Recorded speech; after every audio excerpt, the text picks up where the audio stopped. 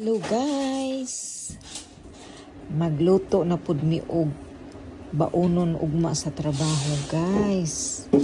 Na nag-andam si Muto og sibuyas, garlic ug baboy.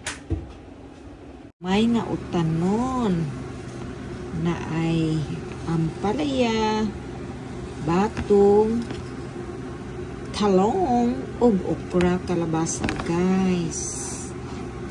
Ang iyang lutuon guys ay pinakbit kanang way sagol bagoong guys.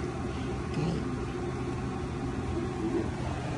Dipulaan na yung taon mig kinananay diri panghinapon para naman maiba magluto mi og Philippines food, pinakbit. Sunod na ni Muto ang baboy. Simple ra kaayo yun guys. Simple ra kaayo ang nilutuan ni Muto. At ang kudigo ni Muto, ayan guys.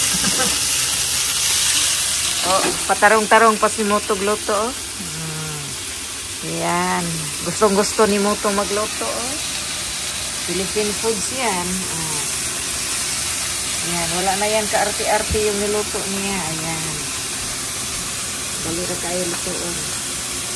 Klaruhag tanaw mo to.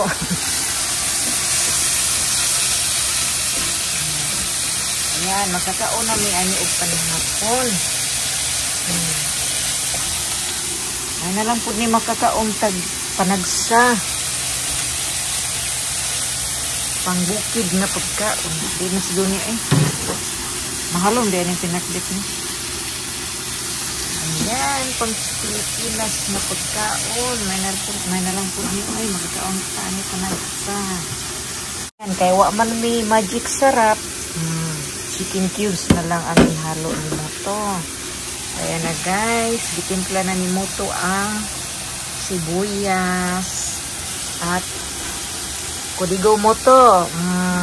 Tarungag tanaw para di masayok. Ayan guys, ganyan si hapon magluto guys. Para Muto, gilunod na ang utanon Muto. Ilunod po ni Muto. Ayan, ilunod Muto. Kamuta na lang kagi kamot man po sa video. Kamutan po na Tsa, gayang-gaya oh, gayang-gaya yung video.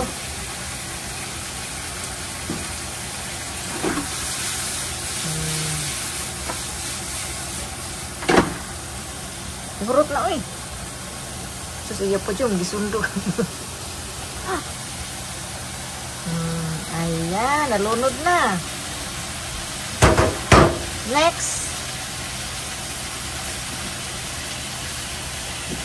Ayan, kutaw-kutawon, matusa.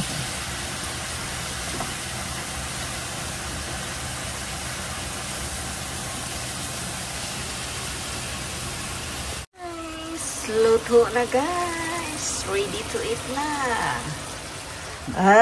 Happy na si Muto. Luto ni Muto guys.